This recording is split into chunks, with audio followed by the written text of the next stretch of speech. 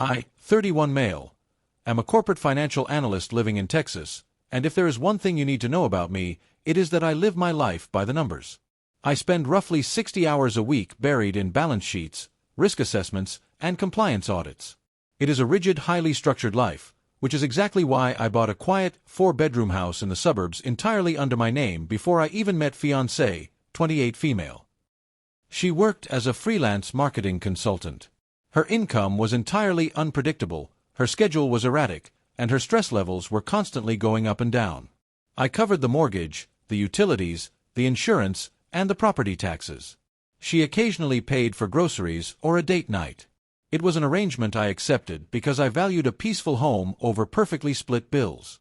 It was a completely normal Thursday evening. I was sitting at the kitchen island, eating cold takeout after a grueling quarterly review at the office. Fiancé was supposed to be home by 6. At 7:30, my phone buzzed on the granite counter. The text from her read, "Running late, work is crazy. Client is throwing an absolute tantrum over the new ad copy. Might be another few hours. Love you, save me some food." I texted back immediately. "No worries. Take your time." I actually meant it. I washed my plate, poured a glass of water, and sat on the couch to decompress from the day. Out of sheer habit, I opened Instagram to mindlessly scroll. The algorithm served me a new story from Friend. Friend was fiancé's college roommate, someone I tolerated at social events but never really clicked with. The story was a boomerang video of Friend clinking a neon-colored cocktail glass with someone off-camera. The location tag was a popular downtown lounge. I almost swiped right past it, but the lighting in the background caught my attention. Behind Friend's exaggerated cheers, sitting in a velvet booth, was fiancée. She wasn't dealing with a frantic marketing client. She was leaning intimately against XX was a guy she dated for 3 years before me, a perpetual entrepreneur whose businesses always seemed to fail just in time for him to need a massive financial bailout. His arm was draped completely around her shoulders, and her hand was resting casually on his thigh. I didn't react immediately. I just stared at the screen. My entire professional life revolves around identifying discrepancies, finding the missing numbers, and tracing the paper trails that people try to hide. My brain shifted instantly from a supportive partner to a forensic auditor. If she was brazenly lying about where she was, and who she was with, what else was she lying about? I opened my laptop and logged into my primary banking portal. Everything in the standard checking and savings accounts looked totally normal. But as I scrolled down to the property portal, a section I rarely checked because my mortgage was on autopay and I had a fixed rate, a new line item glared back at me. Home equity line of credit. Drawn. $45,000. Status. Active. I clicked the transaction history, my pulse starting to pound in my ears. I know how real estate financing works. A HELOC takes weeks to underwrite, appraise, and close.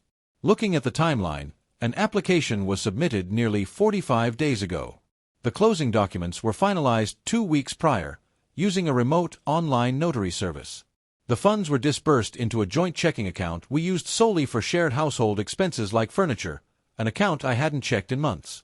3 days after the deposit, a wire transfer was initiated. $45,000. Sent straight to an LLC. I pulled up the state corporate registry database. The registered agent and sole owner of that LLC was X. The silence in the house was absolutely deafening. She had intercepted the mail, forged my digital signature on the application, likely impersonated me or had someone else do it on a verification call, and used a shady remote notary to leverage the equity in my home to fund her ex-boyfriend's latest failing venture. I stood up, walked into the master bedroom, and pulled my suitcase from the closet. I meticulously packed enough clothes, toiletries, and essential documents to last me a month. I took my passport, the physical deed to the house, and my secure hardware keys for my work servers. Then, I went to the garage. I grabbed 10 large cardboard moving boxes. I brought them into the living room, unfolded them, and left them in a neat stack right in the middle of the rug. I sent her one last text. I simply pasted a link to a local, highly rated moving company. Then, I locked the front door, got into my car, and drove to an extended-stay hotel near my office. The game was entirely in her court now, but I held all the collateral. At exactly 11:45 p.m., My phone started ringing. The caller ID flashed fiancé. I was sitting at the small desk in my hotel room, my laptop open, already compiling a timeline of the fraudulent digital signatures for the authorities. I let it ring. It stopped, then immediately started again. I hit record on my phone. Texas is a one-party consent state for recording conversations, a fact that was about to become extremely relevant. I answered the call. "What is this?" Her voice was shrill, echoing slightly, which meant she was standing in the empty living room staring at the cardboard boxes. "What is what?" I asked, keeping my tone perfectly flat. "The boxes. Half your closet is gone. I just got home from the most exhausting, awful day at work, and I walk into this? Are you leaving me? Are you having some kind of mental breakdown?" The performance was genuinely incredible. The indignation, the manufactured exhaustion, the immediate pivot to questioning my mental stability. "I saw friend's Instagram story," I said quietly. "The one at the lounge. You and X looked very comfortable." There was a 3-second pause. I could practically hear the gears turning in her head as she scrambled for a narrative. "You are spying on me? You are stalking my friend's social media because I wanted to decompress for an hour after a crisis? He was just there. It was a total coincidence. You are being completely paranoid and controlling. And the $45,000 wire transfer to his LLC?" I asked. "Was that a coincidence too?" The silence this time lasted much longer. When she finally spoke, the fake victim routine completely vanished, replaced instantly by a staggering, toxic entitlement. "It is a temporary loan," she snapped, her voice dropping an octave, sounding completely defensive and irritated. "He was going to lose his commercial lease. You have hundreds of thousands in equity just sitting there doing absolutely nothing. We are getting married in 6 months. What is yours is going to be mine anyway. I am an equal partner in this relationship, and I made a financial decision for us. He is paying it back with 10% interest in 90 days. You are absolutely pathetic for running away over a smart investment. You forged my signature on a federal lending document," I replied, focusing on keeping my breathing steady. "You committed wire fraud." "Oh, grow up," she scoffed, genuinely believing she held the high ground. "Nobody is going to care. We share an address. We are engaged. If you try to make a big deal out of this, I will ruin you. I live here. This is my house too. You try to kick me out, I will call the police right now. I will tell them you shoved me against the wall before you packed your bags. I will tell them I am terrified of you. I have bruises on my arm from moving furniture yesterday. Who do you think they are going to believe? The rich corporate guy who abandoned his home, or the crying, terrified woman? Come back here, unpack your things, and stop acting like a child." I let her finish her rant. I let the silence hang for a few seconds so the recording captured exactly how deliberate and calm her threats were. "I am currently in a hotel room," I said smoothly. "I have been here since 8 o'clock. The hotel security cameras and my room key logs can verify my exact time of arrival. Furthermore, Texas is a one-party consent state. I have recorded every second of this phone call, including your explicit threat to file a false police report regarding domestic violence and your direct confession to stealing the equity. I have already forwarded this audio file to a secure cloud server and my attorney." I heard a sharp, panicked intake of breath on the other end of the line. "You are a month-to-month tenant at will," I continued. "Because you have committed a criminal act involving the property, your right to occupancy is terminated. A process server will be taping a formal 3-day notice to vacate to the front door tomorrow morning. Do not contact me again unless it is through my attorney." I hung up the phone. I blocked her number. I slept better that night than I had in 3 years. But she didn't leave. In fact, her entitlement only mutated into a brazen display of defiance. By day 3, my smart doorbell cameras alerted me to motion at the front door. I pulled up the live feed on my phone. X was carrying a large duffel bag and a gaming console into my house. She had actually moved him in. They thought they were playing a game of territorial chicken. They thought that because I was a quiet, conflict-avoidant corporate guy, I would eventually cave and back down to avoid a messy public confrontation. They were entirely wrong. I don't play stupid street games. I play by the rules, and the rules are absolutely devastating when applied without mercy. I took a half-day off from work. I walked into the local police precinct with a neatly bound, tabbed binder. It contained the deed to my house, proving sole ownership. It contained the IP address logs from the bank, showing the HELIC application was submitted from her laptop's MAC address. It contained the wire transfer receipts, the state registry showing X as the beneficiary, and the audio recording on a USB drive. I sat down with Detective. He was a tired-looking guy in his 50s who initially looked like he wanted to brush me off and dismissed this as a messy civil domestic dispute. Then I played the audio recording of her threatening to fake a domestic violence incident, followed by her crystal-clear confession to taking the loan. Detective's demeanor shifted instantly. He sat up straight and grabbed a fresh notepad. Forgery to obtain a line of credit is bank fraud. While federal charges take a long time to build, the state charges of felony theft over $30,000 and forgery of a financial instrument were more than enough for him to open a massive, priority criminal file right then and there. Next, I called the fraud department of my bank. I provided the police report number and the detective's direct contact information. Banks do not mess around with unsecured equity and fraudulent remote notaries. Within 24 hours, the bank initiated a hard freeze on X's business accounts to stop the dissipation of the stolen funds while they investigated. That is when the panic finally set in for them. The next afternoon, I was walking to my car in the parking garage beneath my office building. The concrete structure was dim and echoed with the sound of distant traffic. Suddenly, a dark SUV whipped around the corner, tires screeching, and parked diagonally, completely blocking my car. X jumped out. He looked completely unhinged. His designer clothes were wrinkled, his face was red, and the veins in his neck were popping. "You froze my accounts," he screamed, marching aggressively toward me, balling his hands into fists.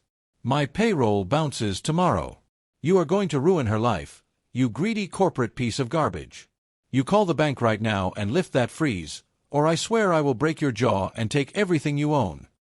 I didn't flinch. I reached into my jacket, pulled out my phone, and pointed to the small, blinking red light on my dashcam mounted inside my windshield. "You are standing on private corporate property," I said, my voice steady and loud enough for the microphone to pick up clearly. "You have just threatened physical violence against a financial officer. You have precisely 10 seconds to get back in your vehicle before building security physically restrains you and the police are called." He stopped dead in his tracks, glancing at the camera, then back at me. He spat on the concrete near my shoes, muttered a string of garbage insults, and sped off. I immediately walked back into the building, requested the security footage from the garage cameras to corroborate my dashcam, and went straight to the county courthouse. I filed for and was immediately granted a temporary restraining order against him based on terroristic threats. Meanwhile, the legal eviction clock was ticking. They ignored the 3-day notice, so my attorney filed the formal forcible detainer suit in the Justice of the Peace Court. The hearing was set for 2.5 weeks out.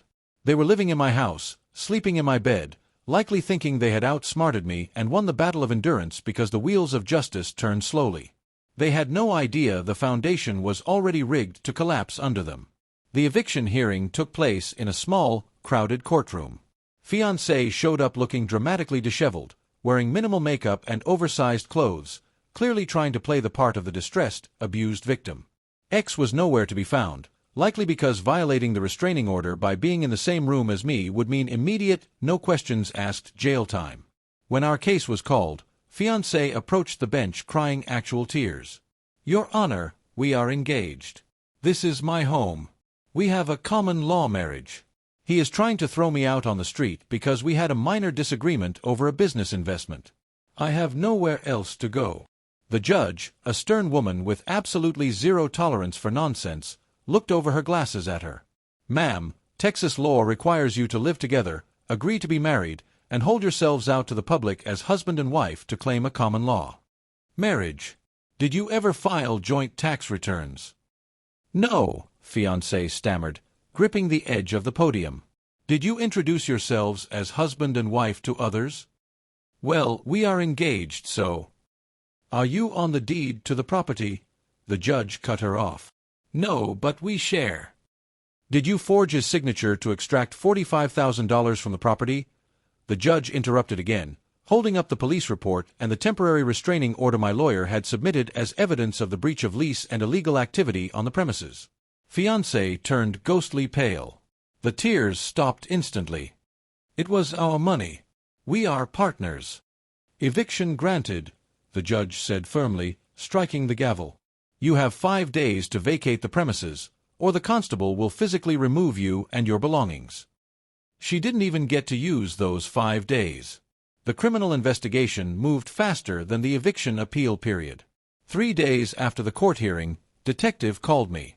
They had gathered enough evidence from the bank logs, the fake notary, and X's frozen accounts. They executed an arrest warrant at X's business and at my house simultaneously. X was arrested at his office for receiving stolen property and conspiracy to commit fraud. Fiancé was arrested at my house.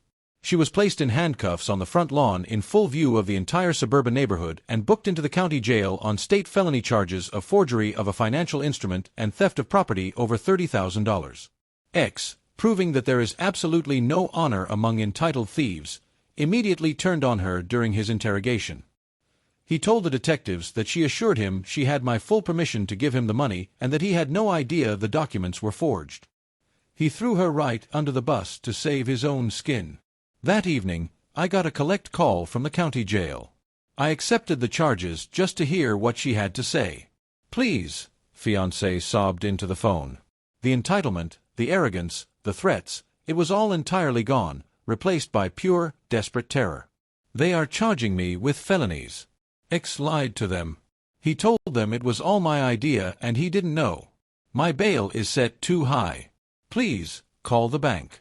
Tell them you authorized it in the beginning and we just had a misunderstanding. I will pay you back every single cent. I will do anything. I am so sorry. You made a financial decision for us. I repeated her exact words from that first phone call back to her, my voice ice cold. I am just respecting your independence as an equal partner.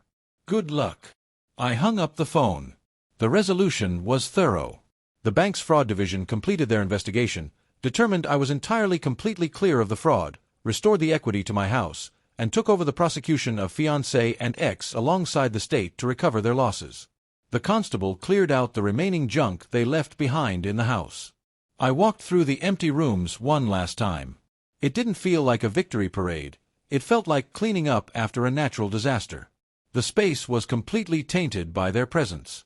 I listed the house for sale the very next week, sold it for a premium in the hot Texas real estate market, and leased a sleek, high-rise apartment downtown, completely inaccessible to anyone without a security fob and clearance from the front desk. Trust is a wild concept. You give it away for free, assuming the other person values it as much as you do. But some people do not see trust as a bond. They see it as a vulnerability waiting to be exploited. I learned to keep my assets locked down and my boundaries made of steel. If you enjoyed watching a routine financial audit turn into a double felony takedown, hit that subscribe button. It is the only investment here that won't cost you 45 grand and a mugshot.